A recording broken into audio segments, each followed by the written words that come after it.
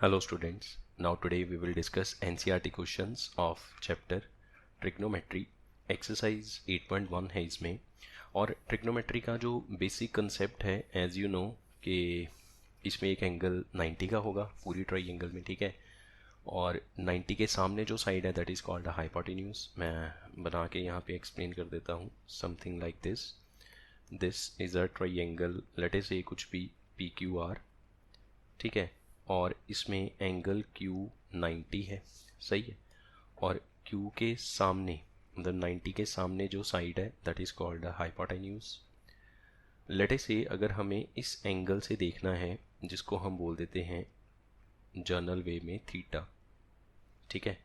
तो थीटा के सामने जो साइड है दैट इज़ कॉल्ड परपेंडिकुलर, और थीटा के बिल्कुल साथ वाली जो साइड है दैट इज़ कॉल्ड बेस, ठीक है। अच्छा, मान लो कि अगर आपने थीटा आर पे बनाने की जगह पी पे बनाया, मतलब आप जो कुछ भी ऑब्जर्व करोगे एंगल पी से करोगे, तो पी के सामने ये वाली साइड है Q R, this is called perpendicular, this is called perpendicular. और थीटा के साथ वाली ये side this is called a base, ठीक। हाइपोटेन्यूज फिक्स्ड है 90 के सामने, वो नहीं बदलेगा। थीटा के बदलने से मतलब आप जिस एंगल से देखते हो, अगर आप उस एंगल को बदलोगे, आर से देखने की बजाय पी से देखोगे, तो परपेंडिकुलर और बेस की पोजीशन इंटरचेंज हो जाएगी, but hypotenuse will remain same all the time, ठीक है जी। तो ये बेसिक सा कंसेप्ट था ट्रिग्नोमेट्री के बारे में, जो हम पहले काफ़ी कर चुके हैं, बहुत इसके बारे में पढ़ चुके हैं, ठीक है। अब हम कुछ क्वेश्चंस को सॉल्व करते हैं और देखेंगे इसको अप्लाई कैसे करना है। तो हमारे पास एक ट्राइंगल है A B C, right angled at B. तो हमने इस तरह से एक ट्राइंगल ए बी सी बनाया जिसमें बी पे 90 है, ठीक है। ये रहा ए बी और ये सी। बी सी की वैल्यू इसमें गिवन है 7 centimetre, A B is 24 centimetre. So I need to find sine A. तो हमें पहले देखना है ए से और फिर दोबारा कॉस ए से देखना है। तो आपको अगर कॉस ए या साइन ए फाइंड आउट करना है तो उसमें आपको पता है ना, ये वाला formula P B P H H B, ठीक है। इसको बोलते हैं साइन, इसको बोलते हैं कॉस, इसको बोलते हैं टैन, ठीक है। P by H, base by hypotenuse, perpendicular by base is tan. Then इस क्वेश्चन को सॉल्व करने के लिए हमें हाइपोटेन्यूज तो चाहिए होगा, मतलब हमें ए सी तो चाहिए होगा। तो हमने पाइथागोरस अप्लाई की, ए सी square, square of hypotenuse is equal to sum of squares of other two sides by PGT, by Pythagoras theorem। AC हमें पता नहीं है, AB is 24 square, BC is 7, तो ये बनेगा 576 plus 49 which is equals to 625। So AC will be root of 625 which is equals to 25। तो AC की value 25 centimetre, ठीक है। अब पहला पार्ट सॉल्व करते हैं। फर्स्ट पार्ट में हमें फाइंड आउट करना है साइन ए, जिसका फॉर्मूला होगा परपेंडिकुलर बाय हाइपोटेन्यूज। अब ए के हिसाब से परपेंडिकुलर तो ये रहा बी सी, और हाइपोटेन्यूज की वैल्यू ए सी। सो साइन ए की वैल्यू कितनी बनी, 7/25, ठीक है। परपेंडिकुलर जो एंगल के सामने है और हाइपोटेन्यूज जो 90 के सामने है, तो साइन का फॉर्मूला लगाया, उसमें वैल्यूज पुट की and you will get the answer. Then इसी में I need to find cos A. First part में कॉस ए, तो कॉस ए का फॉर्मूला बेस बाय हाइपोटेन्यूज। अच्छा, हाइपोटेन्यूज तो फिक्स्ड है ए सी, वो नहीं बदलेगा। ए के हिसाब से ये सामने वाला परपेंडिकुलर है तो ये साथ वाला बेस हो गया, A B is the base, so you will get 24/25। ये हमारा फर्स्ट पार्ट सॉल्व हो गया। Now second part, second part में I need to find sine C. Sine C formula will remain same, perpendicular by hypotenuse, hypotenuse same A C. एक बार triangle बन गया, 90 बन गया, हाइपोटेन्यूज फिक्स्ड हो गया। अब हमें किस एंगल से देखना है, एंगल सी से। तो हम एंगल सी की तरफ ध्यान देंगे। अच्छा, मैंने साइड्स की लेंथ क्यों रब कर दी। सी के हिसाब से व्हाट इज़ परपेंडिकुलर, ये रहा सी, इसके सामने वाला ये perpendicular A B. A B की वैल्यू 24, ए सी इज़ 25, और हमें क्या चाहिए, कॉस सी। तो formula is same, base by hypotenuse is A C. C के हिसाब से ये तो परपेंडिकुलर हो गया इसके सामने वाला, तो ये साथ वाला बेस हो गया B C. So answer is 7/25। ये इसका आंसर हो गया। ठीक है, फर्स्ट क्वेश्चन बहुत सिंपल था। अच्छा, सेकंड वाले में फिर वही काम है कि आपको ट्राइंगल गिवन है। इसमें देखो आपको 90 के सामने ये वाला हाइपोटेन्यूज फिक्स हो गया, एक परपेंडिकुलर है, मतलब इन दोनों में से एक परपेंडिकुलर होगा एक बेस होगा। डिपेंड करेगा कि हम पॉइंट P से देखेंगे या फिर पॉइंट R से देखेंगे। तो जहाँ से भी हम देखें हमें QR की लेंथ तो चाहिए होगी, और पाइथागोरस से हम QR की लेंथ फाइंड आउट करेंगे।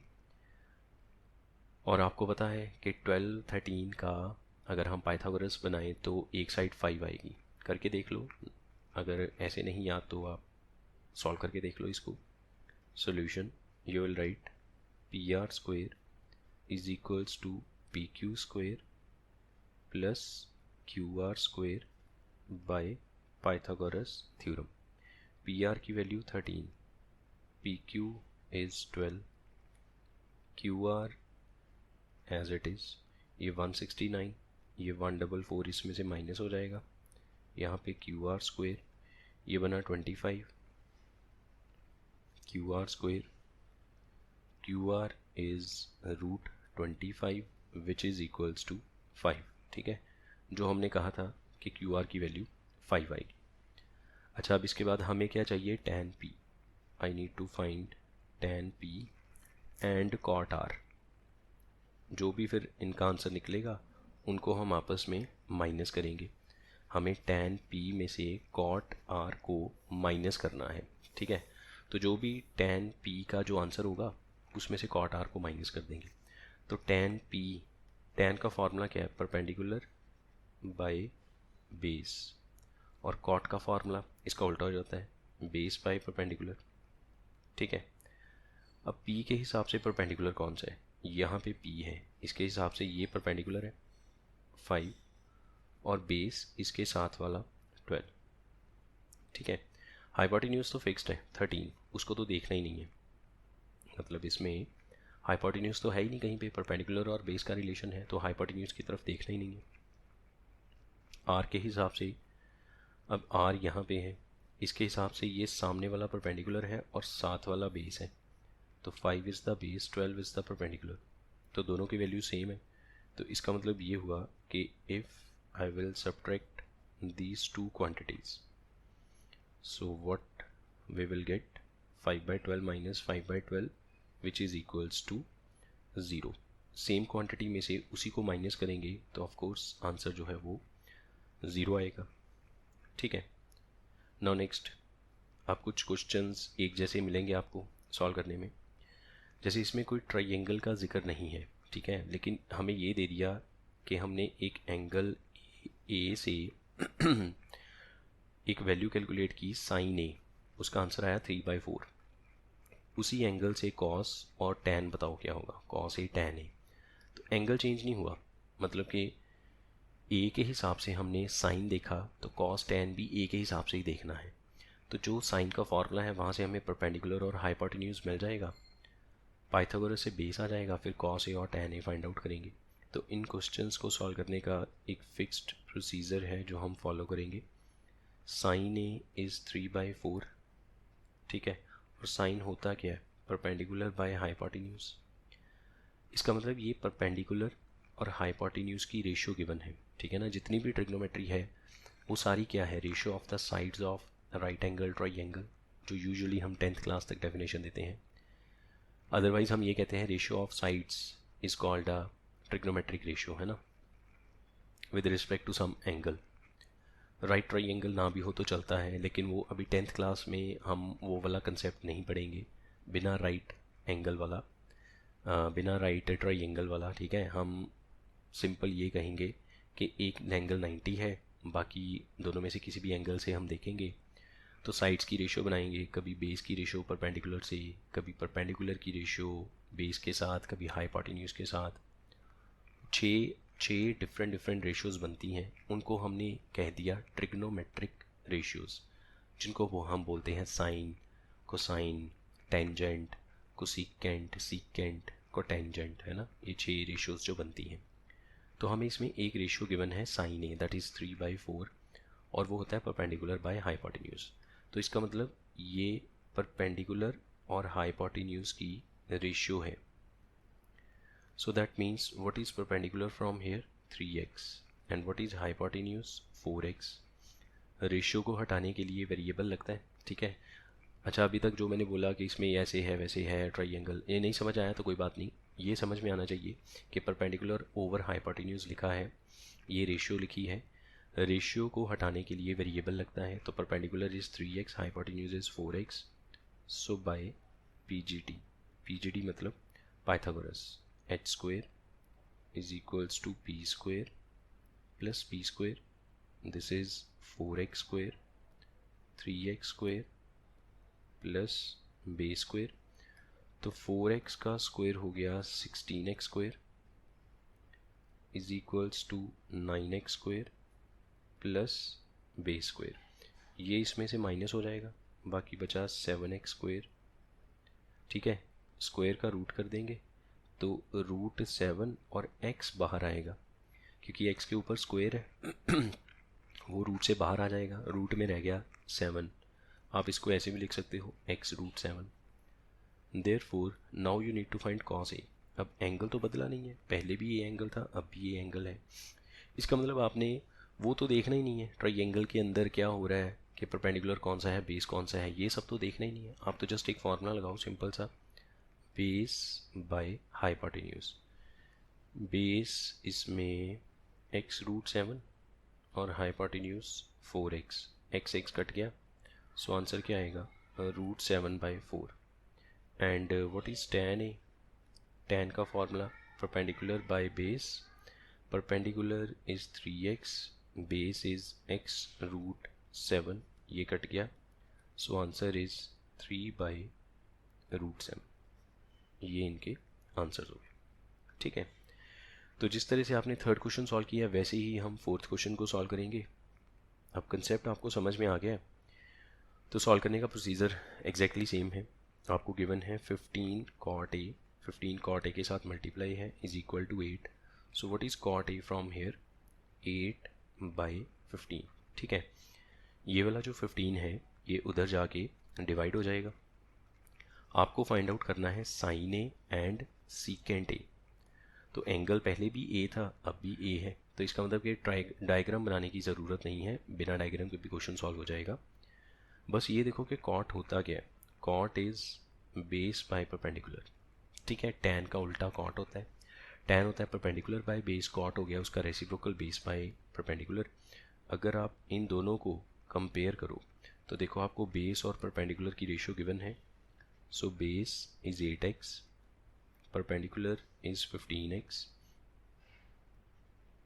by Pythagoras, h square is equal to p square plus p square। तो मैं सीधी वैल्यूज पुट कर दूँ यहाँ पे 15x square plus 8x square, ठीक है। ये बन गया 225x और ये बना 64x, टोटल हो गया 289। अच्छा, यहाँ पे स्क्वायर आएगा x का स्क्वायर करके, ठीक है।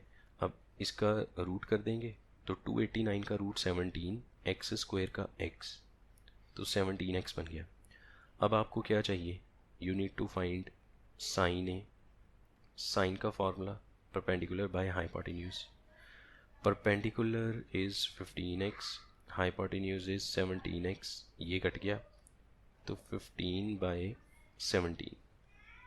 Now sec A, hypotenuse by base, ठीक है। हाइपोटेन्यूज है 17x और बेस की वैल्यू 8x, ये कट गया, सो यू विल गेट 17/8। ये आंसर हो गया, ठीक है। द नेक्स्ट अगेन ये एग्जैक्टली सेम क्वेश्चन है, तो आप इसको वैसे खुद सॉल्व कर सकते हैं। मैं आपको बता देता हूँ इसमें करना क्या है। सीकेंट थीटा, तो हमें थीटा गिवन है, सीकेंट थीटा गिवन है 13/12, ठीक है। और हमें बाकी की सारी रेशियोज़ फाइंड आउट करनी है। तो बाकी रेशियोज़ में साइन कॉस टैन को सीकेंट और कॉट बचा। और सीकेंट होता क्या है, हाइपोटेन्यूज बाय बेस। तो अब आपको 13/12 हाइपोटेन्यूज बाय बेस के इक्वल गिवन है। तो आप क्या करोगे, सिंपली इसमें रेशो गिवन है आपको, रेशो दी गई है, तो रेशो को हटाने के लिए x लगा दोगे, h की वैल्यू 13x एंड बेस की वैल्यू 12x। पाइथागोरस अप्लाई करेंगे बाय PGT, ठीक है। ये आप पूरा प्रोसीजर फॉलो करना, परपेंडिकुलर 5x आएगा, आप करके देख लेना। एक छोटी सी कैलकुलेशन है जो आपको दे रहा हूँ खुद सॉल्व करने के लिए। h² = p² b² लगा के p आ जाएगा। अब आपको चाहिए sine theta, cos theta, tan theta, cosec theta and cot theta, ठीक है। अच्छा, साइन क्या होता है, p/h, तो p ये रहा, h ये रहा, जब आप इन दोनों को डिवाइड करेंगे तो 5/13 आएगा। कॉस होता है बेस बाय हाइपोटेन्यूज, तो इन दोनों को डिवाइड करेंगे तो 12/13। ये होता है p/b, परपेंडिकुलर और बेस को डिवाइड करेंगे 5/12। ये आपका हो गया 13/5, साइन का उल्टा, ये टैन का उल्टा हो गया 12/5, ठीक है। कोसेक साइन का उल्टा है, ये टैन का उल्टा है, मतलब उल्टा मतलब reciprocal. The next, if angle A and angle B are acute angles such that cos A is equal to cos B, then you need to show angle A is equals to angle B. अच्छा देखो, इसको solve करने के ना हमारे पास दो methods हैं, एक with the help of similarity of triangles और एक हम एक ट्राइंगल के अंदर ही इन दोनों से सॉल्व कर सकते हैं। हमें गिवन है A and B are acute angles such that cos A is equal to cos B, show that angle A is equals to angle B। So let us से ये हमारे पास एक ट्राइंगल है, this is A, B and ये है C। तो हमने यहाँ पे एक परपेंडिकुलर ड्रॉ किया CD, this is perpendicular CD, CM, CN, जो मर्जी बोल सकते हैं। तो लेट अस से इसको हमने N बोल दिया, CN इज अ परपेंडिकुलर, ठीक है। अब देखो A और B दोनों एक्यूट एंगल्स हैं, ये दोनों एक्यूट एंगल्स गिवन है, ठीक है जी, ये दोनों एक्यूट हो गए। तो हमें इसमें गिवन है cos A is equals to cos B, this is given. इस ट्राइंगल में सिर्फ इधर वाले फर्स्ट ट्राइंगल में दो ट्राइंगल बन गए ना, फर्स्ट और सेकंड, आपने फर्स्ट में देखना है ये एंगल के सामने परपेंडिकुलर, 90 के सामने हाइपोटेन्यूज और एंगल के साथ वाला बेस। तो cos A का formula base by hypotenuse, base कौन सा है इसमें, AN, हाइपोटेन्यूज AC। अब दूसरे वाले में आ जाओ, इस वाले में देखो 90 के सामने हाइपोटेन्यूज, ठीक है, B से देखना है, ये साथ वाला बेस और ये परपेंडिकुलर। तो बेस कौन सा बना इसमें, BN ओवर BC, ठीक है, BN ओवर BC। अब हम इसमें ऐसे कर सकते हैं कि AC ऊपर चला गया, ऊपर से BN नीचे आ गया, तो आप इसको लिख सकते हो AN over BN is equals to AC over BC। मतलब कि इन दोनों को डिवाइड करके और इन दोनों को डिवाइड करके आंसर सेम आएगा। लेट अस से वो आंसर आएगा K, लेट अस से, ठीक है, कि AN ओवर BN करने से और AC ओवर BC करने से जो आंसर आएगा वो सेम आएगा। अब वो कुछ तो होगा, लेट अस से मैंने उसको K बोल दिया। अब देखो ये दोनों ही K के इक्वल हैं, it implies AN over BN is equals to K and AC over BC is equals to K, क्योंकि दोनों का आंसर सेम है। यहाँ से AN की वैल्यू मिल गई K into BN and AC की वैल्यू मिल गई K इंटू BC। ये दो वैल्यूज़ हमने संभाल ली। अब इनको हम फर्दर यूज़ करेंगे। फर्स्ट ट्राइंगल में पाइथागोरस अप्लाई करते हैं, ये फर्स्ट ट्राइंगल, ये सेकंड ट्राइंगल, ठीक है। फर्स्ट ट्राइंगल में पाइथागोरस के according in triangle ACN, so by Pythagoras theorem AC square is equals to AN square plus CN square by PGT। और यहाँ से हम सी एन स्क्वेयर की वैल्यू फाइंड आउट कर सकते हैं, A C square minus A N square is equals to C N square, ये first equation. अब दूसरा ट्राइंगल सेकेंड वाला, in triangle B C N, इसमें हम क्या लिखेंगे, B C square is equals to B N square plus C N square by Pythagoras. Same concept इस triangle में, यहाँ से भी सी एन स्क्वेयर की वैल्यू मिल जाएगी, B C square minus B N square is equals to C N square, ये second equation. Now from 1 and 2, अच्छा अब इसमें ठीक है, फ्रॉम 1 and 2, फ्रॉम 1 and 2 इन दोनों को कंपेयर करो। देखो इसमें भी सी एन स्क्वेयर है, इसमें भी सी एन स्क्वेयर, वो कंपेयर हो गया, बाकी क्या बचा, A C square minus A N square is equal to B C square minus B N square. अच्छा अब ध्यान से देखो, ए सी की वैल्यू किसके इक्वल है, A C is K into B C, तो यहाँ पे लिख सकते हैं K square into B C square, क्योंकि ए सी का स्क्वेयर करना है, जो भी ए सी की वैल्यू होगी उसका स्क्वेयर हो जाएगा, minus what is A N square, A N किसके इक्वल है, तो आप देख सकते हो ये ए एन की value K into B N, तो ये आएगा K square into B N square is equal to B C square minus B N square as it is. इन दोनों में से के स्क्वेयर कॉमन आ गया, B C square minus B N square is equal to B C square minus B N square. ठीक है, अब देखो ये वाली जो ब्रैकेट है इधर जाके डिवाइड हो जाएगी, दोनों सेम टर्म्स हैं, कट होके 1 आ जाएगा, सो के स्क्वेयर इज इक्वल टू 1। ठीक है ना, ये वाली जो ब्रैकेट है, ये वाली ब्रैकेट जब इधर जाएगी इसके नीचे आ जाएगी और दोनों एक दूसरे को कट कर देंगे तो 1 आ जाएगा, तो के की वैल्यू 1 आ गई, 1 का स्क्वायर रूट करके 1 आएगा। अब ये मत सोचना कि 1 का स्क्वायर रूट करके प्लस माइनस 1 आएगा, वो बिल्कुल ठीक है, लेकिन यहाँ पे हमने -1 क्यों नहीं लिखा, सिर्फ +1 क्यों लिखा है, क्योंकि के क्या है, के दो साइड्स की रेशियो है, ए सी बाई बी सी कह लो या A N by B N को के मान लो, है ना, दोनों में से किसी को भी के मान लिया, तो है तो ये लेंथ ऑफ साइड है ना, तो दो साइड्स की जो लेंथ है वो नेगेटिव तो कभी हो ही नहीं सकती, ऊपर वाली साइड भी पॉजिटिव है, नीचे वाली साइड इज़ ऑलवेज पॉजिटिव, तो ऊपर भी पॉजिटिव है नीचे भी पॉजिटिव है, इन दो पॉजिटिव क्वांटिटीज़ को डिवाइड करके कभी नेगेटिव आंसर तो आ ही नहीं सकता, इसका मतलब के कभी -1 हो ही नहीं सकता, इसलिए के इज़ ओनली 1। सो अगर के 1 है तो ये वाली क्वांटिटी क्या बनेगी, A C by B C, therefore A C by B C is equal to 1। ठीक है, जो के इक्वल था के की जगह 1 लिख दिया, क्रॉस मल्टीप्लाई किया, A C is equal to B C.